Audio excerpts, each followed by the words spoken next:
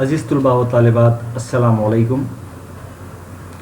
گزشتہ لیکچر میں ہم نے خاکے کی تعریف اور پھر جو خاکے کے لیے کچھ شرائط ضروری جو قرار دیے گئے ہیں، جیسا اختصار کے ساتھ طوالت ہے، اعجاز و اختصار ہے، پھر اس کے بعد حقیقت پسندی ہے، یہ تمام چیزیں ہیں، اس پر ہم نے روشنی ڈالی تھی۔ اس کا اسلوب کس طرح کا ہونا چاہیے، موضوع اور مواد کیسا ہونا چاہیے۔ پھر ہم نے دیکھا کہ کچھ شرائط جیسا کہ بتائی گئی کہ خاکہ نگاری کے لیے جو شرائط ہیں وہ ضروری ہیں۔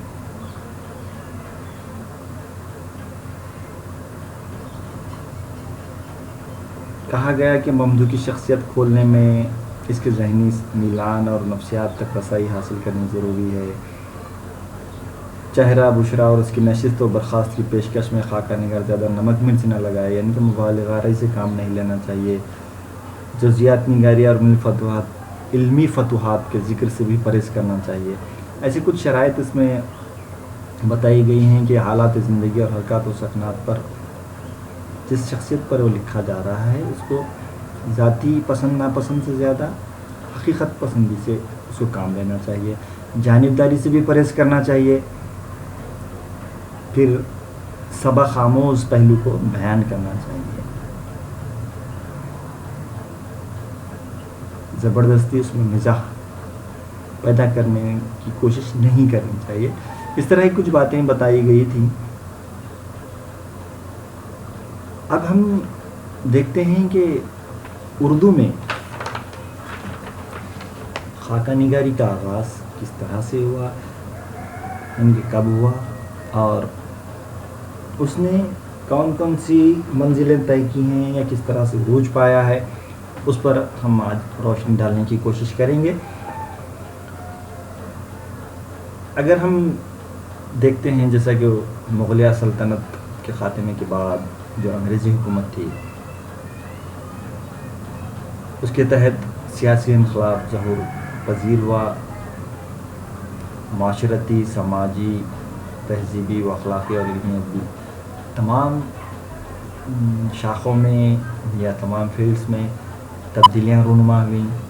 پھر انگریزی زبان کے توسط سے ہندوستانی ادبیات میں مغربی علوم اور سائنسی طرز فکر کی روشنی بھی اجاگر ہونے لگی۔ مروجہ جو اصناف تھے اردو کے جو اصناف رائج تھے پہلے سے، اس میں نئے نئے زاویے نکلنے لگے، اور کچھ ہی وقفے میں یا پھر کچھ چند ہی برسوں میں ہم کہہ سکتے ہیں کہ ہماری جو تخلیقات تھیں ان کو ایک نئے پیکر میں ہم دیکھنے لگ گئے، اور نیا روپ یا جدید ایک چہرہ ہمارے سامنے جلوہ گر ہوا۔ خاکہ نگاری کی بھی صنف ایسی ہی ایک صنف ہے جس کو انگریزی ادب سے بہت زیادہ فائدہ پہنچا۔ جیسا کہ ہم نے کہا کہ خاکوں میں کسی فرد کی شخصیت کے مختلف پہلوؤں کو اس طرح اجاگر کیا جاتا ہے کہ اس کی مکمل تصویر ہمارے سامنے آ جائے، اس کا ظاہر و باطن دونوں بھی قارئین کو ذہن نشین ہو جائے۔ اب مکمل خاکہ وہی کہلایا جا سکتا ہے جس میں کردار و افکار کی جھلک ہو۔ اردو میں خاکہ نگاری کی تاریخ بہت زیادہ طویل تو نہیں کہی جا سکتی، لیکن کچھ سرمایہ اردو میں موجود ہے، اور اس میں سے اچھے خاکے وہ کہلاتے ہیں جن میں لطیف مزاح اور نقطہ آفرینی ہو، نہ ہجو ہو اور نہ صرف مدح، یعنی کہ نہ صرف برائی بیان کی گئی ہے نہ صرف تعریف بیان کی گئی ہے۔ اس نوعیت کے بے شمار خوبصورت خاکے اردو میں لکھے جا چکے ہیں۔ اردو میں اس قسم کے بہت سے خاکے لکھے بھی جا چکے ہیں۔ ہر صاحب طرز ادیب اس صنف میں تبازمۂ کر رہا ہے۔ بعض ادیب اسے بدگیری یا صورت گیری سے موسوم کرتے ہیں، بہرحال اس کا موضوع شخصیت ہی ہے۔ شخصیت کو ذاتی تجربات اور تاثرات کے ساتھ مختصراً پیش کیا جاتا ہے۔ تو بہت سارے ادباؤں نے یہ کوشش کی ہے اور مختلف شخصیات کو موضوع بنا کر ذاتی تجربات اور تاثرات کو مختصر ڈھنگ میں پیش کرنے کی اردو ادب میں کوشش کی ہے، ایسا دکھائی دیتا ہے۔ خاکہ نگاری کا اسلوب، بیان اور اختصار کبھی کبھی افسانہ نگاری سے بھی مشابہ معلوم ہونے لگ جاتا ہے، یعنی کہ اس کے جیسا بھی دکھائی دیتا ہے، لیکن دونوں کے مقصد تخلیق میں بڑا فرق ہے۔ افسانے کے مقصد تخلیق میں اور خاکے کے مقصد تخلیق میں بڑا فرق ہے، اور خاکہ نگار کے مخصوص زاویہ نگاہ کی بدولت اس کی تخلیق ایک منفرد حیثیت اختیار کرتی ہے۔ تو خاکہ نگار جو تخلیق کرتا ہے اس کا زاویہ نگاہ مخصوص ہوتا ہے، افسانہ نگار کی طرح نہیں ہوتا، اسی وجہ سے خاکے کو ایک منفرد حیثیت حاصل ہے۔ چلیے آگے بڑھتے ہیں طلباء و طالبات، اب ہم دیکھیں گے کہ اردو میں خاکے کے ابتدائی نقوش ہمیں کہاں سے مل سکتے ہیں۔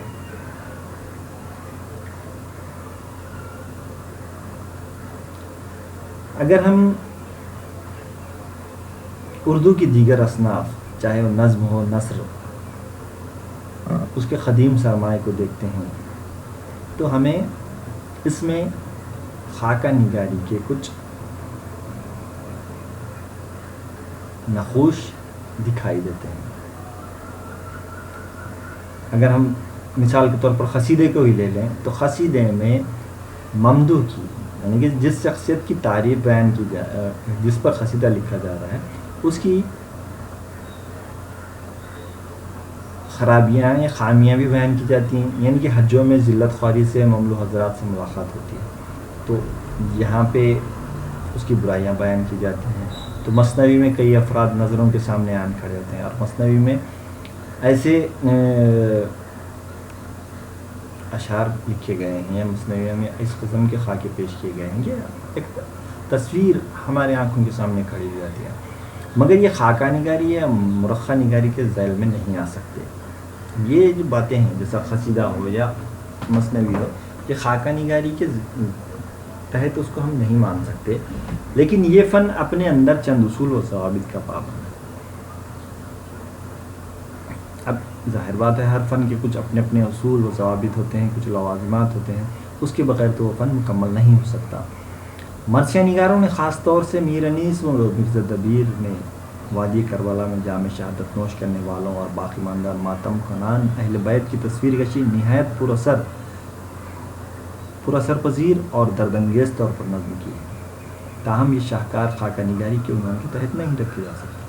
اب مرثیہ نگاری میں دیکھیں گے ہم تو جو کربلا میں جام شہادت نوش کرنے والے لوگ تھے، ان کا جو ماتم یا پھر ان کی جو تصویر کشی اتنی خوبصورت ڈھنگ سے، اتنا زیادہ متاثر کرنے والے ڈھنگ سے ہم کو میر انیس اور مرزا دبیر کے یہاں دیکھنے کو ملتی ہے، اور ہماری نظروں کے سامنے ایک تصویر بن بھی جاتی ہے، لیکن اس کے باوجود بھی ہم اس کو خاکہ نگاری کے تحت نہیں رکھ سکتے۔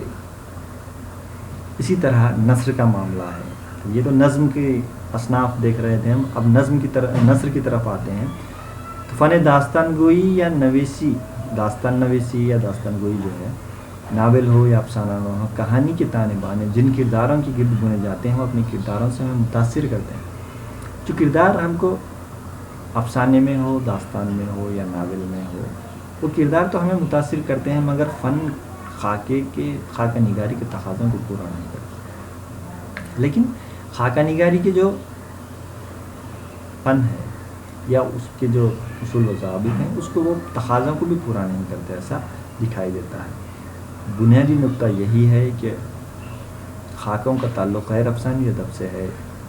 یہاں یہ بھی سوال پیدا ہوتا ہے کہ فن خاکہ نگاری سے مراد کیا ہے اور اس کے تقاضے کیا ہیں۔ اب ہم کیا کریں گے، دوبارہ سے پھر تھوڑا سا اور خاکے کی تعریف کی طرف آئیں گے، اور ہم کو ایک دو تعریفوں سے یہ بات واضح ہو جائے گی کہ اصلاً خاکہ نگاری کیا ہے۔ اس سے پہلے جو ہم نے دیکھی تھی خاکہ نگاری، وہ ایک عام خاکہ نگاری کے بارے میں بات کی تھی۔ یہ جو ادبی خاکہ نگاری جس کو ہم کہہ سکتے ہیں، اس کی تعریف کیا ہو سکتی ہے یا اس کے لیے کون سے اصول و ضوابط ہونے چاہیے، اس پر تھوڑی سی روشنی ڈالتے ہوئے پھر ہم اس کے ارتقاء کی طرف آئیں گے.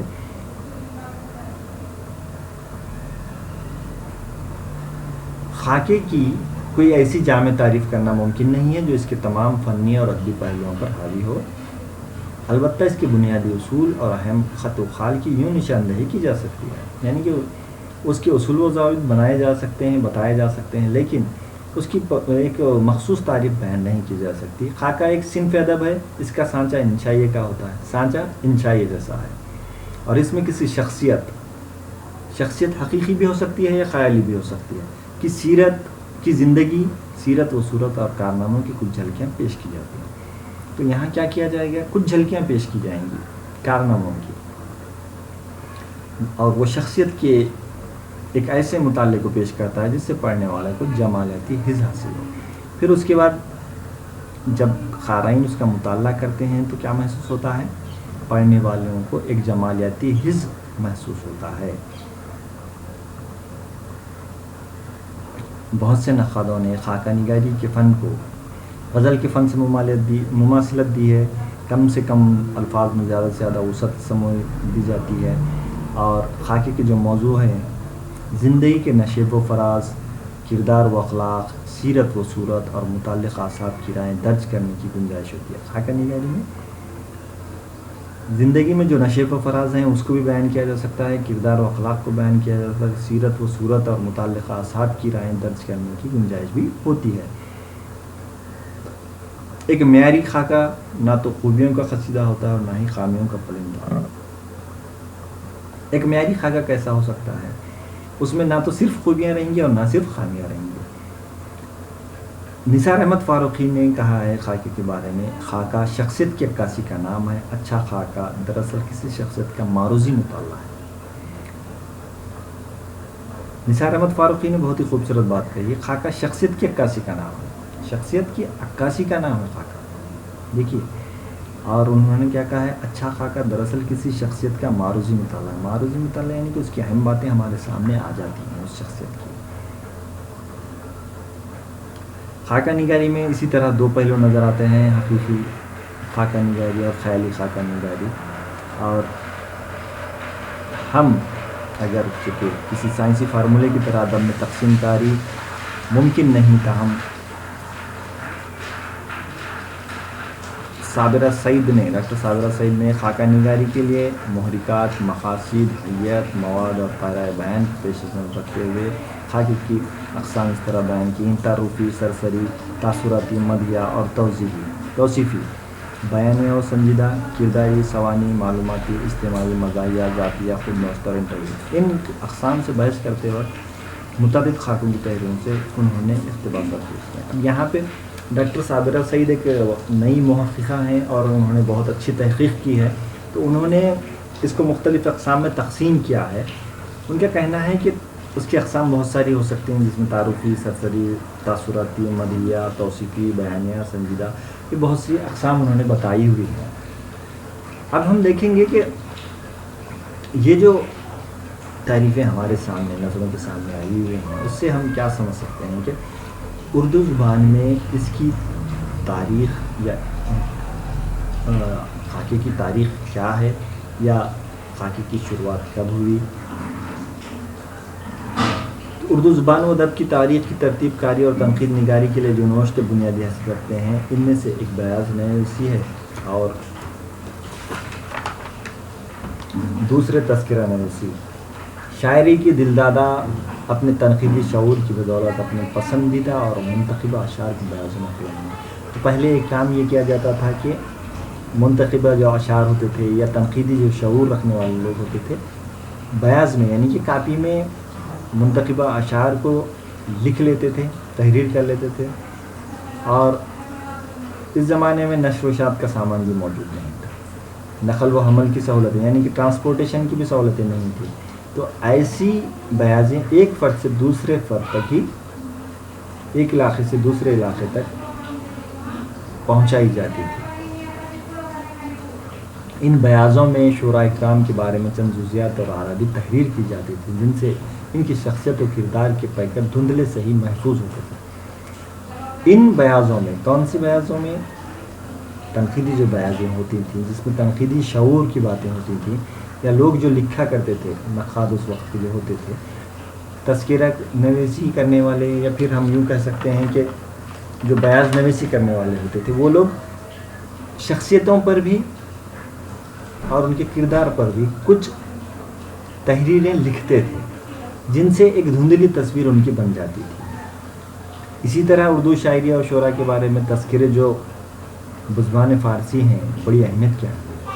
تو اب اس کے ساتھ ساتھ جو بیاض نویسی ہے یا تذکرہ نویسی ہے جو تحریر کی جاتی تھی، اس کے علاوہ کیا ہوتا تھا، شعراؤں کے بارے میں تذکرے بھی لکھے جاتے تھے، اور یہ تذکرے بڑی اہمیت کے حامل ہیں۔ ان تذکروں میں تاریخی اور تنقیدی شعور کو سمجھنے کی بہت بڑی صلاحیت ہوتی تھی۔ اگرچہ کہ شعراء کے افکار و کردار کی تصویر کشی ان کا مطمع نظر نہ تھا، تاہم کہیں کہیں ان کے قلم سے ایسی تصویریں منعکس ہو گئی ہیں جن کو مختصر خاکے کا ابتدائی نمونہ کہا جا سکتا ہے۔ یہ جو تذکرے تھے، ان تذکروں میں ہم دیکھتے ہیں کہ بھلے ہی ان کا مقصد خاکہ کسی شاعر کا بنانا نہیں ہوتا تھا، لیکن ہم یوں کہہ سکتے ہیں کہ مختصر خاکے کے ابتدائی نمونے یہ تذکرے ہو سکتے ہیں۔ اب یہاں کچھ ہم خاکوں کے نام لیتے ہیں، معاف کیجیے، تذکروں کے نام لیتے ہیں۔ میر کا نکات الشعراء جو 1752 میں لکھا ہوا ہے، میر تقی میر نے نکات الشعراء نام کا جو تذکرہ لکھا ہے 1752 میں، اس میں کئی شعراؤں کے بارے میں معلومات ہے۔ لکشمی نارائن شفق کا چمنستانی شعراء 1762 میں انہوں نے لکھا ہوا ہے۔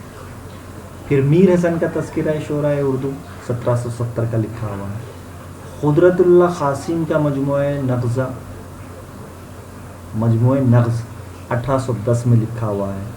شیفتہ کا گلشن بیخار 1835، اور اس کے علاوہ اور بھی متعدد تذکرے ہم کو دیکھنے کو ملتے ہیں۔ یعنی کہ مثال کے طور پر میں یہاں پہ بتا رہا ہوں کہ میر کا نکات الشعراء 1752 کا ہے، لکشمی نارائن شفق کا چمنستان شعراء 1762 کا ہے، میر حسن کا تذکرہ شعراء اردو 1770، قدرت اللہ قاسم کا مجموعہ نغز 1810، شیفتہ کا گلشن بیخار 1835، اور اس طرح کے اور بھی وغیرہ وغیرہ بھی ہو سکتے ہیں۔ اب یہاں پہ جو تذکرہ نویس تھے، یہ جو تذکرہ انہوں نے لکھے ہیں، اس میں انہوں نے بقائے نام کی آرزو، ارباب کمال کی قدر شناسی، یا ادبی و تحقیقی ذوق کی تسکین، رخابت اور معاصرانہ چشمکوں کا ذکر، احباب و اعضاء کی فرمائشوں، سرپرستوں کی خوشنودی، مشاعروں کی گرم بازاری، مزید یہ کہ پسندیدہ کلام کو باقاعدہ نظم و ترتیب کے ساتھ جمع کرنا تھا۔ یہ تذکروں کا مقصد کیا تھا؟ ارباب کمال کی قدر شناسی ہو، ادبی و تحقیقی ذوق کی تسکین ہو، رخابت اور معاصرانہ چشمکوں کا ذکر بھی دیکھنے کو ملے، پھر اس کے ساتھ ساتھ سرپرستوں کی خوشنودی ہے، مشاعروں کی گرم بازاری ہے، مزید یہ کہ جو پسندیدہ کلام تھا اس کو باقاعدہ نظم و ترتیب کے ساتھ جمع کرنا۔ شخصیات اور ان کے افکار و کردار کے تفصیلی جائزے انہیں مطلوب نہ تھے، اس لیے صرف چند جملوں میں انہوں نے شاعر کی تصویر پیش کر دی۔ ان کو شخصیات سے کوئی سروکار نہیں تھا، یا ان کے افکار و کردار سے کوئی جائزہ لینے کی ان کو ضرورت محسوس نہیں ہوتی تھی۔ صرف وہ کیا چاہتے تھے؟ چند جملوں میں شاعر کی تصویر پیش کرنا چاہتے تھے۔ اب ان تمام کے بعد ایک اہم تذکرہ جس کو بہت زیادہ اہمیت کی نظر سے دیکھا جاتا ہے اردو ادب میں، وہ ہے محمد حسین آزاد کا تذکرہ حیات، تذکرہ آب حیات۔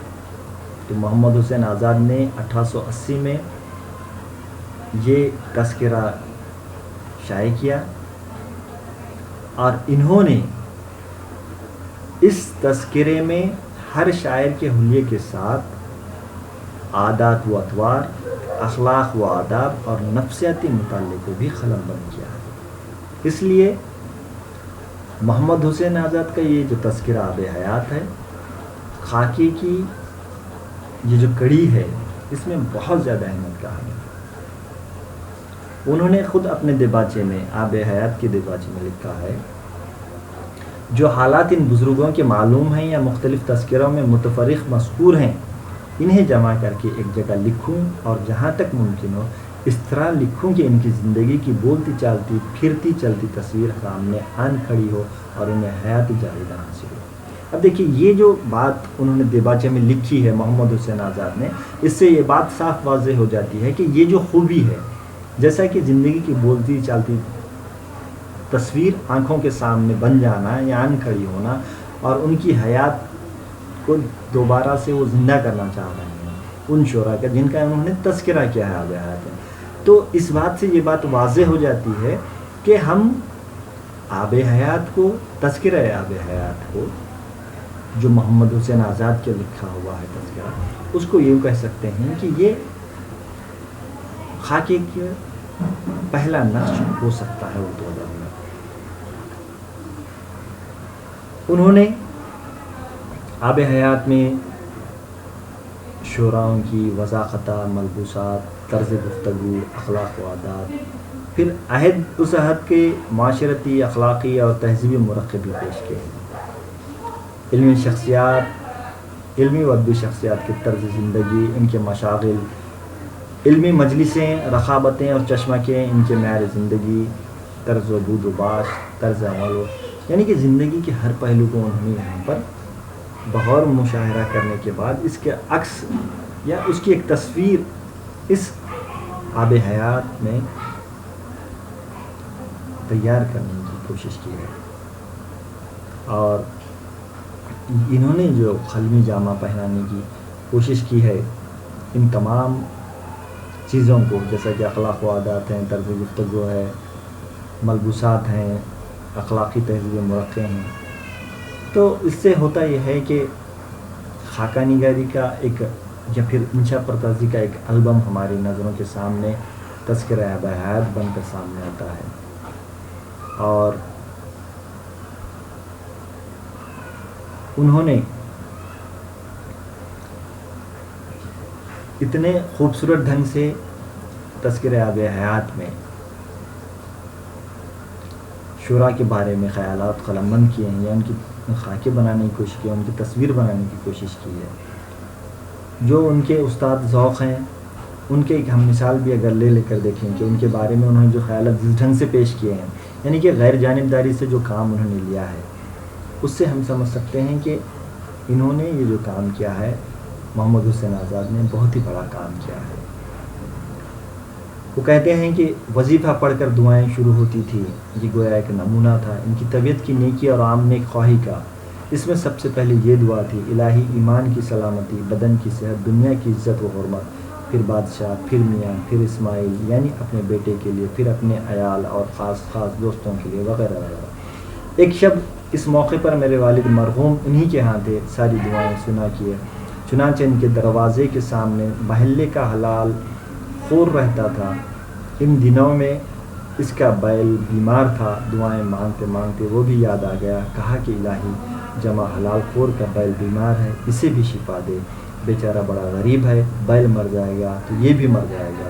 والد نے جب یہ سنا تو بے اختیار ہنس پڑے۔ فقرا اور بزرگان دین کے ساتھ انہیں ایسا دلی اعتقاد تھا کہ اس کی طاقت بیان نہیں ہو سکتی ہے۔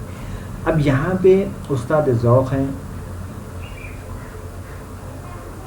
ذوق جس کو اس زمانے کا استاد مانا جاتا تھا، تو آزاد ان کے بارے میں، محمد حسین آزاد ان کے بارے میں اپنے تذکرہ آب حیات میں جو معلومات لکھ رہے ہیں وہ بالکل ہو بہو یا حقیقت کے سامنے لانے والے حالات انہوں نے پیش کیے ہیں۔ وہ جس طرح سے ان کے والد صاحب وہاں موجود تھے، وہ دعا کرتے وقت انہوں نے بیل کے لیے جب دعا مانگی تو وہ ہنستے ہیں ان کے والد صاحب، تو تمام واقعے کو انہوں نے قلم بند کیا۔ اس سے ہم کو معلوم ہوتا ہے کہ وہ حقیقت پسندی سے کام لیتے دکھائی دیتے ہیں۔ محمد حسین آزاد کی آب حیات کو انگریز ادیب جانسن کی مرتبہ لائف آف دی پوئٹس کی 3 جلدوں کے مقابل پیش کیا جا سکتا ہے، جس میں جانسن نے معروف و غیر معروف شخصیات کا ذکر کیا ہے۔ دونوں مصنفین کے ہاں خاکہ نگاری کے اولین نقوش نہایت عمدگی سے ثبت کیے گئے۔